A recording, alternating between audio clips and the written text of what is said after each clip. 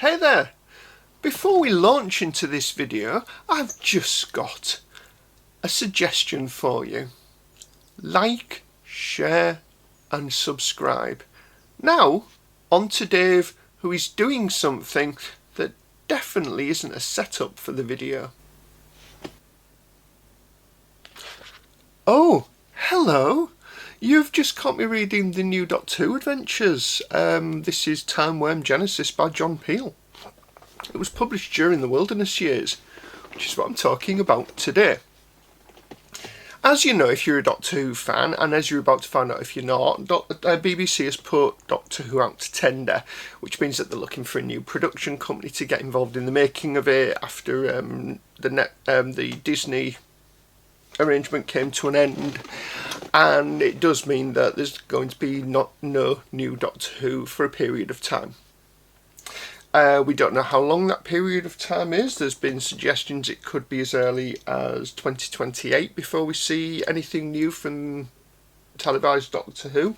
But, as I'd said in my last video on the subject, it was something we'd seen before.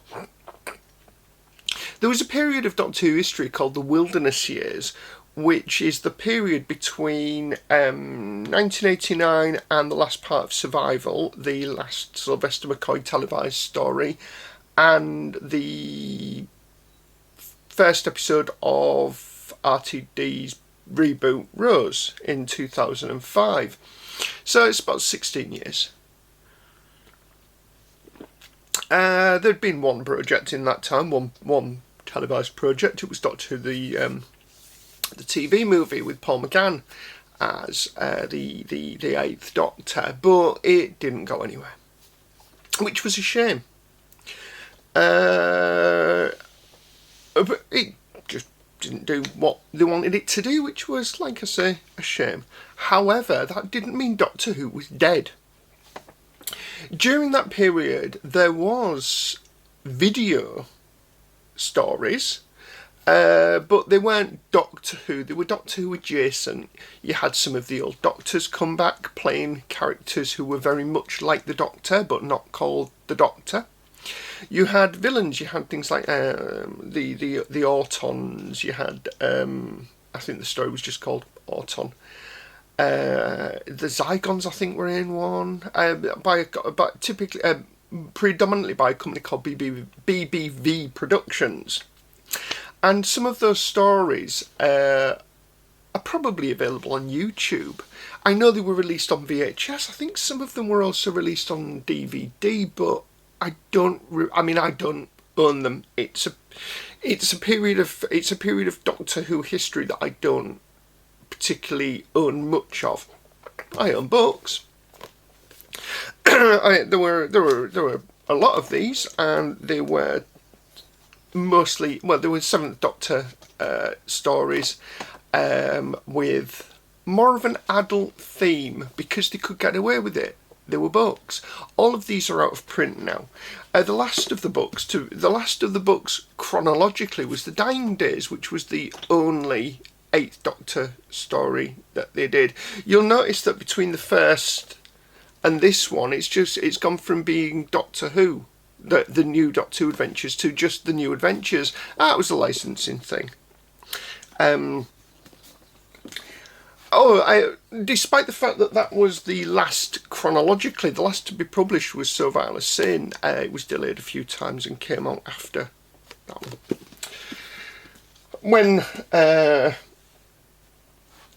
When Virgin lost the licence to, let me just move some bits around here because things are going to fall over, and some of these are, quite sought after. Don't want that to happen, do we? Let's put those precariously over there for now. So, when Virgin's licence wasn't renewed, because they'd published the books between 1991 and 1997, just stopping there, they also did a range called The Missing Adventures, which was past Doctor stories, and some of those were absolutely brilliant. Some of them have been adapted into audios by Big Finish, which I'll probably touch upon later, you never know. So, in 1996, with the television movie coming out, BBC chose not to renew the licence with Virgin Publishing and started publishing their own stories, which is how we ended up with this. This is the Eighth Doctor Adventures. This is the first of the Eight Doctor Adventures. This is the Eight Doctors by Terence Dicks, who, if you're an old school Doctor Who fan, you'll probably remember from his many Target novelisations and obviously other work he did on the series as well. You know, he was prolific, let's put it that way. And yeah, he was a good writer. Well, I always thought he was. So they released these, and they also did past Doctor stories for previous Doctors as well, because why not? There was clearly an audience from them. There was clearly an audience for them, and there were a lot of these as well. Beyond that, there were other things. There were things like the where is it? There were. So, as I said a moment ago, BBV Productions did a lot of these video things where it was Doctor-adjacent stories, maybe featuring old monsters or actors playing roles that wear the Doctor in all but name. You also had things like this. This is Adventures in a Pocket Universe. It's a BBV production, but it's a CD. Something's clicking behind me. Yeah, this is BBV Productions. It is Adventures in a Pocket Universe. The choice by Nigel Fairs, another writer who would go on to do a lot of novelisation and audio stuff around the Doctor Who universe. This starred Lalla Ward. You know, I've never actually said the name out loud, and now I can't remember how it's pronounced. Lalla Ward, who fans of the Tom Baker era of Doctor Who and some Big Finish stories will remember as Romana, the companion of the Fourth Doctor, who happened to be a Time Lord in her own right. She plays the Mistress, not to be confused with Missy. It's an entirely different thing from the new series. After successfully opposing slavery in the pocket universe of Ectospace, K9 and his mistress, because that's how K9 referred to Romana, are treated to a life of luxury as the revered guests of Emperor Lucor. However, a life of decadence soon pales for the travellers, and after making a hurried departure, they discover a society of diseased cave dwellers, dominated by their unseen masters, who they worship as gods. Experience tells the Mistress and K9 that things are not all that they seem, and in a bid to unearth the truth, they place themselves in deadly peril. There were a series of these. Doctor Who adjacent stories published by BBV. There was also things like this. This is not a Doctor Who story. No, it isn't. But this is the Barnacled Baby, which does feature the Zygons. It's a Zygon. I want to say that's a Zygon. I'm absolutely sure it is. Just check that, because I don't want people saying that's not a Zygon. It's a Ligurian. That's one I've made up. That one. Yeah, it is. It's a Zygon, of course it is. I know what Zygons look like. These featured Faction Paradox, which was a concept that came from, I believe, the BBC novels created by Lance Parkin, I want to say. And it is, despite the fact that I'm incredibly vague on the specifics there, I like the idea of Faction Paradox. They could be, they were a bit creepy. Well, I found them a bit creepy in the books that I've read. But yeah, so you had things like these. This is how fans got their Doctor Who fix during the first set of Wilderness years, and now we're entering that again. So it got me thinking, what will I do with Doctor Who now that I can't watch it on TV? And I thought to myself, I'll just watch it on DVD and Blu-ray, because that's what I've been doing. You know, it's not entirely new to me to do this, you know. And I mean, I've said on this the ring light flickering there, that's an ominous sign. I've said on this video before that you know, I have all of the released and available classic Doctor Who stories on DVD, with a number of them on Blu-ray. I have the same with the with the new series. I have things like this. This is Doctor Who. This is the Doctor Who Series 1 TARDIS box set. Which, oh dear, this was overproduced, overdone for what it is, and oh no, it's falling to bits. There you go. Look at the inside of it. It's falling to bits. Some of the glue has fallen off the thing. I'll have to reseat that, I suppose. I'll get some glue pads for that. Oh dear, that's close enough, I think. There we go. Yeah, there we go. It's got the stories on disc. Look at all the space in there. That's the reissue of this is in a much more slimline box, which makes a lot more sense. Oh dear. Yeah, we will sort that. We'll sort that later. I just need to give that a warm up. Oh dear. Oh, there we go. Let's put that down there just to remind myself. I need to sort that later. So you got that. Later series were released on Blu-ray. Here we go. This is the David Tennant specials. In fact, the first few seasons were released on Blu-ray as well. I'm upscaled because, to my knowledge, they were shot in standard definition instead of high definition. You know, I mean, and there were things like this. This is the 50th anniversary special, which is on Blu-ray, and oh, there was a digital download, which I'm assuming I redeemed. I couldn't tell you. The digital download code has long ago expired, but it's on 3D Blu-ray as well. So if I ever get a 3D TV again, you know, they might come into fashion again, I could watch it on that. In fairness, I've got a set of VR glasses I can do it on if I really need to, with a lot of faffing, but I could. Beyond that, there are other ways of watching Doctor Who, assuming you're not going to rush out and buy them. The BBC iPlayer, if you're in the UK, or if you know about these accessing these things internationally, BBC iPlayer has the Whoniverse, which is pretty much every Doctor Who episode from across the 60 plus years, including the spin-offs like the Sarah Jane Adventures. I think K9 and Friends may be on there as well. It's worth checking.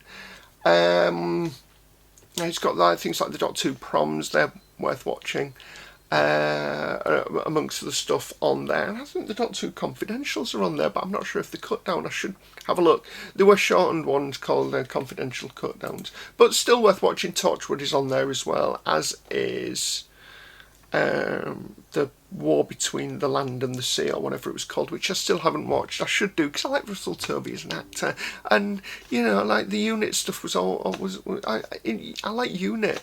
I quite like them as an organisation. In the story, they don't exist in real life, obviously.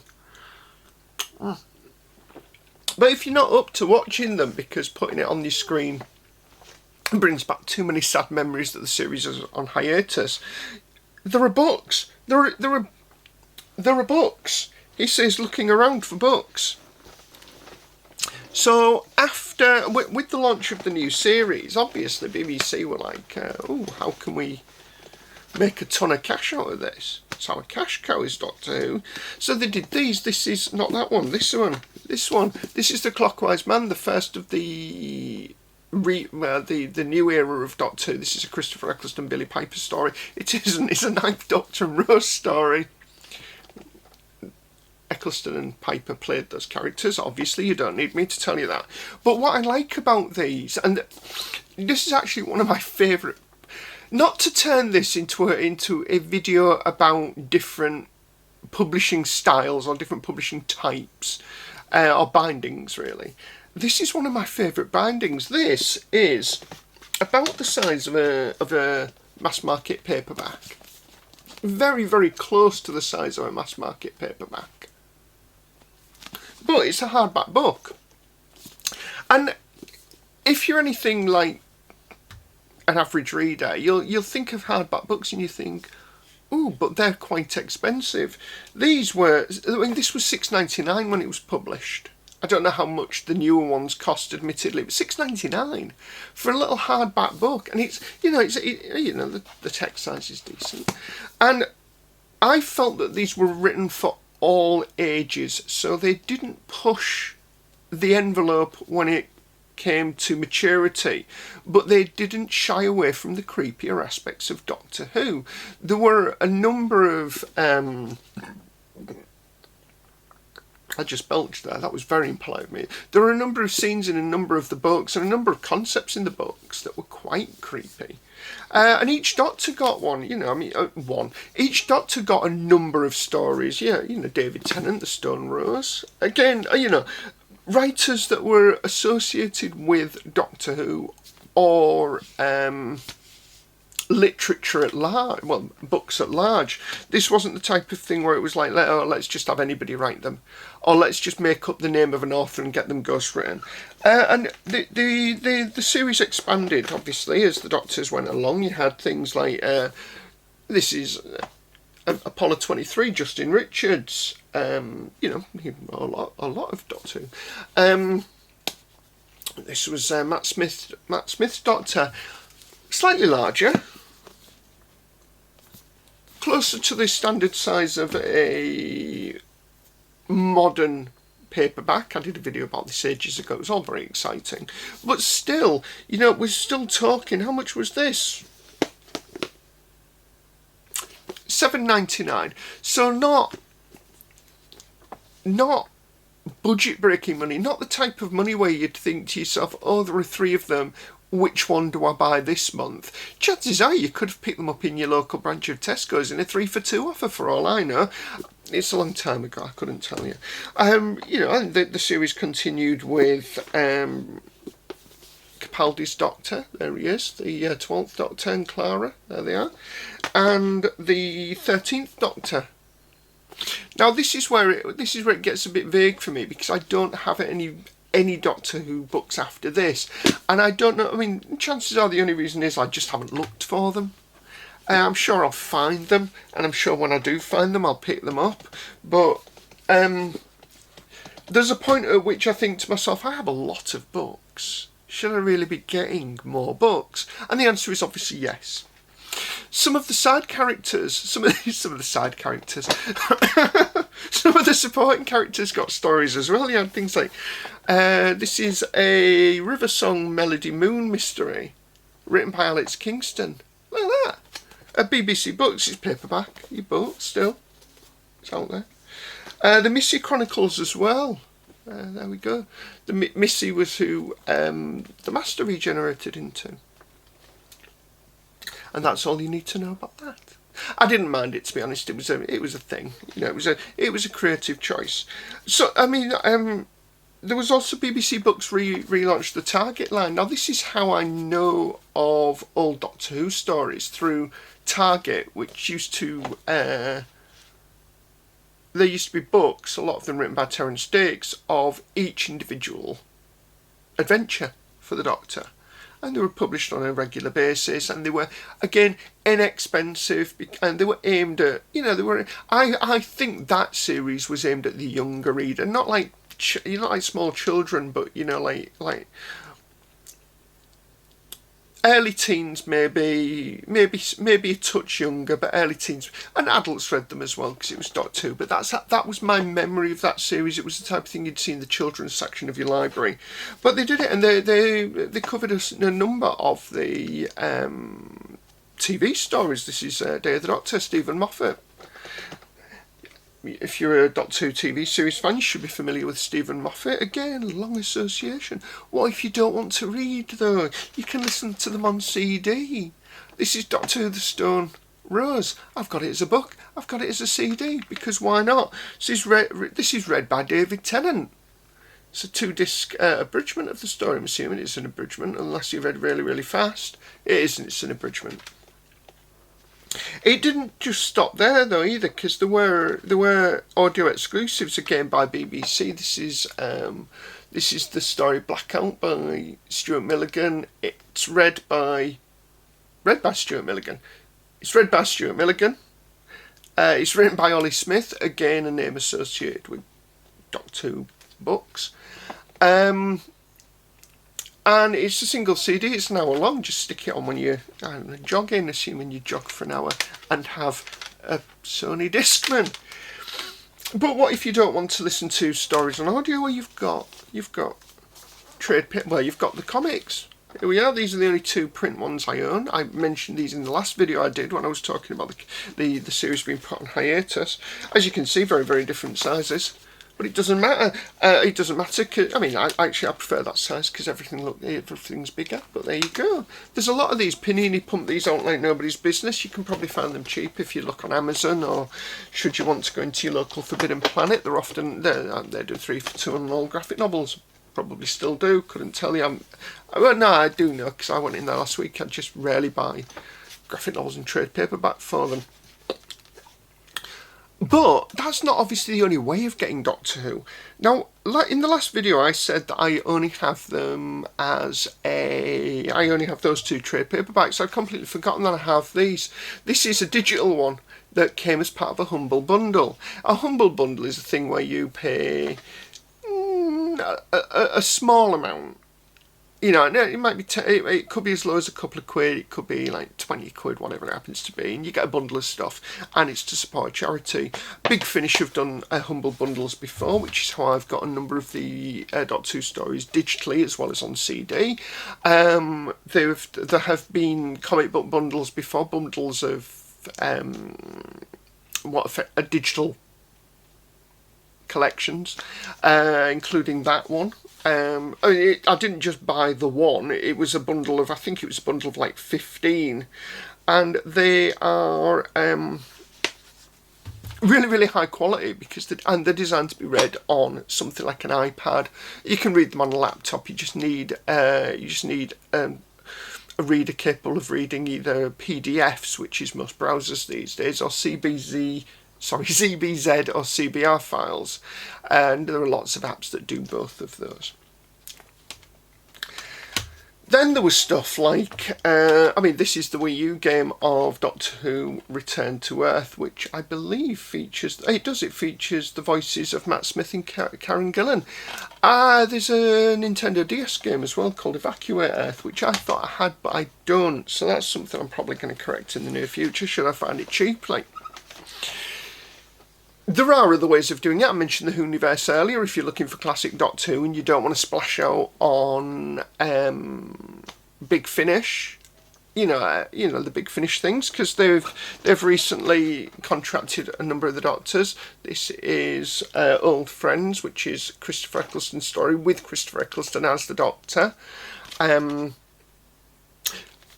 This is an LP because it's a triple disc LP, and I got it because it was part of a Big Finish clearance, a warehouse clearance, and I got it, and I am going to listen to it. I haven't yet. I got it because if you buy directly from Big Finish, you also get a digital download of it. Which is the other way I will listen to this. Actually, I'm going to put the digital downloads onto minidisc because that's the type of guy I am. But they do most of their stuff on CD. But it is a digital first company now, and they have on Spotify. And if I remember, I'll put the link below. They have a lot of their early stories available free to listen on Spotify. I assume it's ad supported if you don't have Spotify Premium, but it's still free. Very much like if you're in the United Kingdom and pay for your TV licence, BBC iPlayer is free.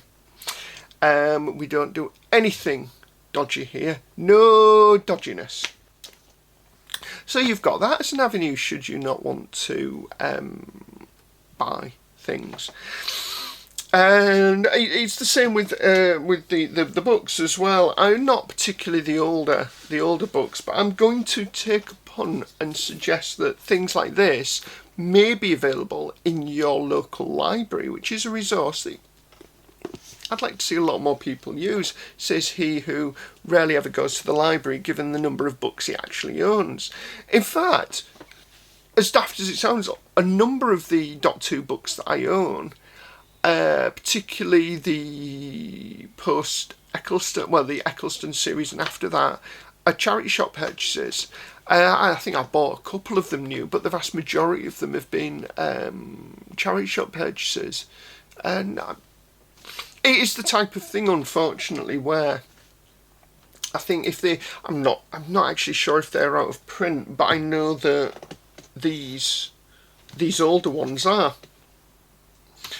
And it is the type of thing where if you look on eBay as an example, you'll see why you rarely see them pop up in charity shops.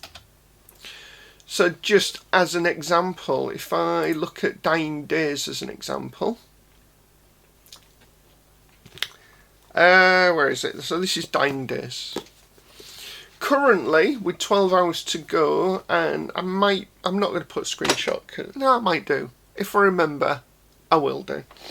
Currently, with 12 hours to go, there's one that's got 2 bids on it, and it's currently at £39.04. Now, you know, that's not earth-shattering money. You know, like Elon Musk could afford a dozen of those in the time it takes him to take a breath, but it's still the type of thing where you look at it and you think, do I want to pay £39.04? Well, do I want to bid on something that's already a touch over 39 quid? Can't remember how much my copy cost. I think I may have been lucky. I think I may have got it as a job lot. There are other things as well that just to waffle a bit more, because, you know, time is a vague concept. Doctor Who novellas. These were Telos published these. This is a 4th Doctor story. I don't know anything about the. Well, no, I do. I do know the novellas, the Doctor Who. They were licensed, but I can't tell you much about them because I've never actually seen one in the wild. I'm pretty sure that whenever I've caught wind of them, they were hardback books, like deluxe hardback books, and so when I saw this for £2, I thought I'd pick it up. But there we go. So that was just me waffling for far too long. Oh, how have you got to this point? Because I'm that gifted an orator is the reason why. I belched again. This is a very inappropriate video. Is that ASMR? Could I make money? Is there an audience for belching videos? I bet there is. I might explore that.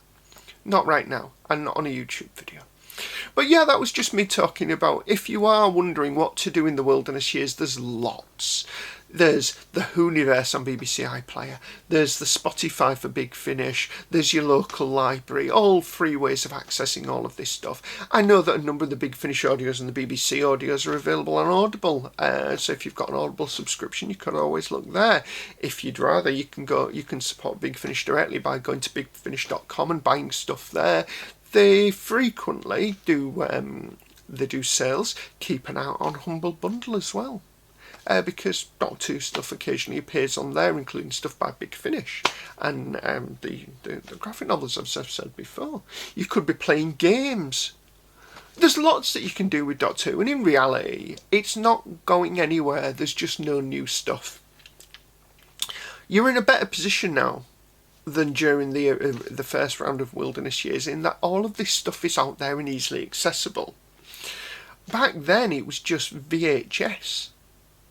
It was, you couldn't nip onto the BBC. Well, you might have been able to nip onto the BBC website and watch clips, but full episodes. I mean, BBC admittedly did a couple of stories, I think there were flash animation stories during that period. There was Scream of the Shulker, and which was Richard E. Grant as the Doctor, which I think was released as a Big Finish audio as well. I'm sure I've got that somewhere.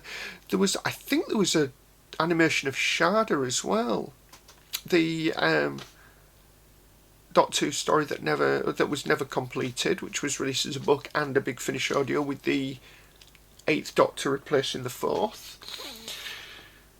I'm sure they did an N-Space story or an E-Space story as well. They did a Colin Baker one called Slipback. No, that doesn't sound right.